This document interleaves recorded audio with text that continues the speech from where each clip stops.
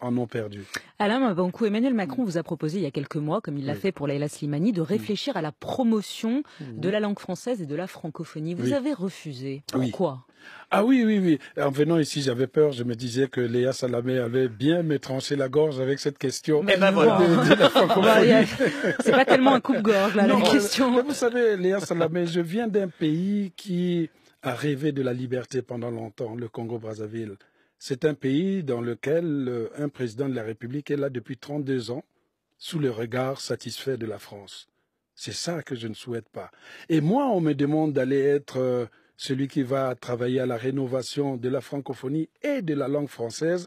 Il y a déjà une aberration parce que ça fait 16 ans que j'enseigne la langue française aux États-Unis, pendant que ceux qui nous donnent des leçons en France dorment, regardent la télé, ils sont contents. Moi, ça fait 16 ans que j'enseigne la littérature des troubadours, que j'enseigne les surréalistes, que j'enseigne les balsaciens, que j'enseigne tout le courant de la littérature française et la littérature africaine d'expression française. Donc si je comprends bien, vous avez refusé parce que vous trouviez qu'Emmanuel Macron ne critiquait pas suffisamment Denis Sassou Nguesso, pour ne pas le citer, c'est-à-dire le président du Congo. Bien entendu. Pourquoi l'Organisation internationale de la francophonie est dirigée par un secrétaire ou une secrétaire qui est votée par l'ensemble des membres qui constituent la francophonie. Parmi ces membres, il y a des pays africains. Parmi ces pays africains, plus de 80% sont des pays de dictature.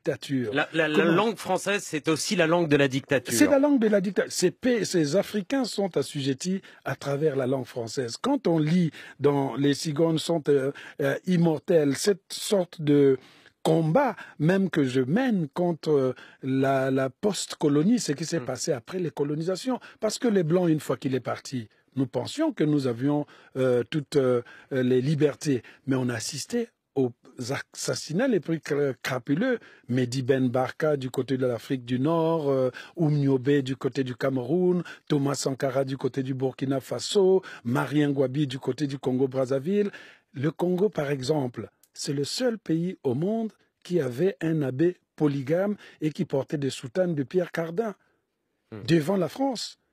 C'est la France qui a posé l'abbé Fulbert Youlou à l'intérieur, au pouvoir au Congo-Brazzaville. Je le dis dans le livre. Il y a une certaine histoire. On pense que c'est l'histoire du Congo qui se trouve dans mon livre, mais en lisant Les Cigognes, on voit concrètement aussi l'histoire de la France. Vous avez les Bob Denard.